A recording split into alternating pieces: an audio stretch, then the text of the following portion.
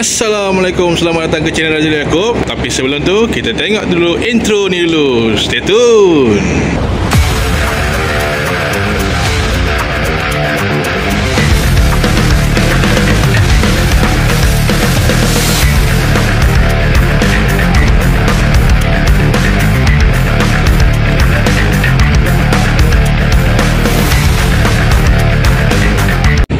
Okey guys, dah lama aku tak buat video berkenaan dengan motor Honda Dash 155 aku.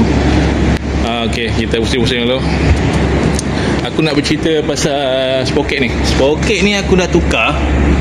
Dulu aku pakai depan 1437. So sekarang aku dah tukar, aku dah pakai saiz 1538. Aku berpuas hatilah. So aku dah dapat saiz yang sebenar untuk berat badan aku. Berat badan aku dalam lingkungan 100 lebih lah, 120 kg, 115 kg macam tu. Sesuai untuk aku pakai saiz ratio 1538. Saiz standard untuk Honda Dash 155, saiz kilang dia 1439. Tapi aku pakai depan 15, belakang 38.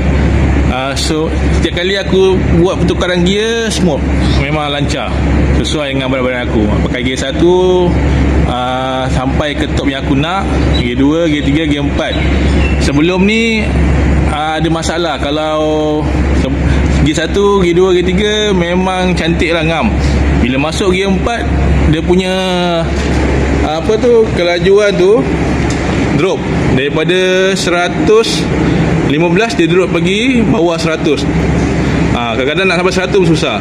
Tapi sekarang kalau aku dah pakai saiz 15 depan, 38 belakang, aku boleh capai dekat 115 gear 4. Sebelum ni gear 4 aku drop terus jadi 100.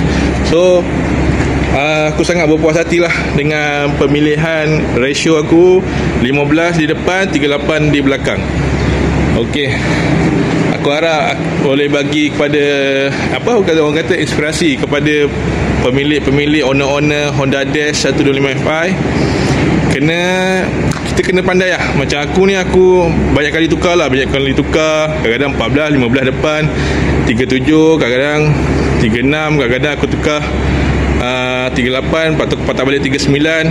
Tapi tengok nanti, mungkin aku akan cubalah saiz depan 15, belakang 40 macam mana. So aku nak langkah pada saiz standard kilang. Sepatutnya standard kilang depan 14 39. Nanti aku nak try depan 15, belakang 40. Aku nak tengok macam mana dia punya feel pertukaran gear tu. Okey, sampai di sini sajalah cerita santai aku berkenaan video kali ni. Aku minta tolong subscribe, like and share video ni pada rakan-rakan.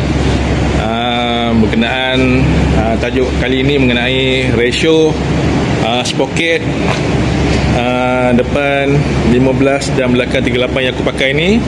Terima kasih kerana support aku, dan aku harap dapat memberikan inspirasi pada penonton-penonton yang tengok video ini. Dan selamat berjumpa lagi di video yang akan datang. Terima kasih. Assalamualaikum.